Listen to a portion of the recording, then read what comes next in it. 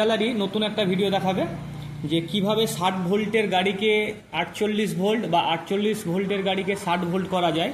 আপনাদের সামনে যে গাড়িটা এখন আপাতত দেখছেন এই গাড়িটা 48 ভোল্টের। তো এটাতে আমি একটা 60 ভোল্টের ব্যাটারি, এই ব্যাটারিটা এটা চার্জ কমে গেছে, তো ব্যাটারিটা আমি এই গাড়িতে ফিক্স করে চার্জে লাগাবো, সেটাই আপনাদেরকে দেখাবো। তো আমি গাড়ির সিটটাকে খুলবো, আর অলরেডি এখানে আপনারা দেখতে পাচ্ছেন এমসিবি কানেকশানটা দেওয়া রয়েছে, অর্থাৎ এমসিবির সঙ্গে গাড়ির কানেকশান আছে। শুধু ব্যাটারিটা কানেকশান করে আপনাদেরকে দেখাবো। এটা লিথিয়াম ব্যাটারির সঙ্গে কানেকশান করার জন্য। তো এই যে ব্যাটারিটা 60 ভোল্টের, আমি এখন এটা কানেকশান করছি। কানেকশন হয়ে গেছে। এখন মেন পাওয়ারটা অন করবো আপনাদের সামনে। পাওয়ারটা অন হলো, এবার আমরা গাড়িটা রেডি হয়েছে কি অন হয়েছে কি সেটাই দেখবো।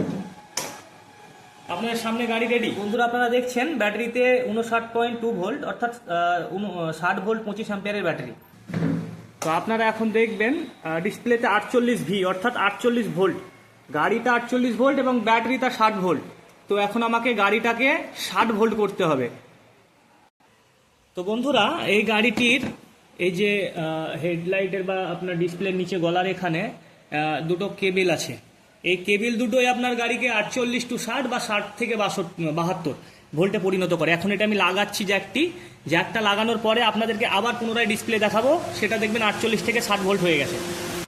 তো বন্ধুরা জ্যাকটি লাগিয়ে দিয়েছি। এবার আমি চাবিটা আরেকবার বন্ধ করে আপনাদের সামনে অন করব। দেখুন এখানে 60 উঠেছে, অর্থাৎ 60 ভোল্ট হয়ে গেছে। 48 ছিল, 60 হয়ে গেছে।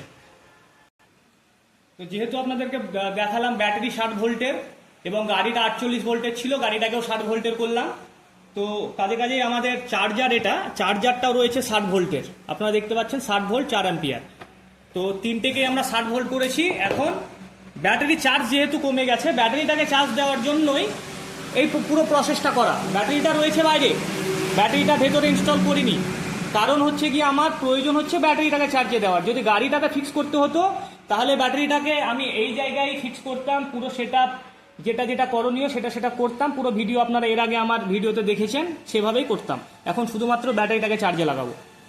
তো আপনারা দেখছেন এখন এই যে চার্জারটিকে আমরা সরাসরি ইলেকট্রিকের সঙ্গে কানেকশন করলাম। বোর্ডে এটাকে অন করে সুইচ দিলাম এবং যেভাবে গাড়ি চার্জে লাগাই সেইভাবেই আমরা চার্জে লাগালাম।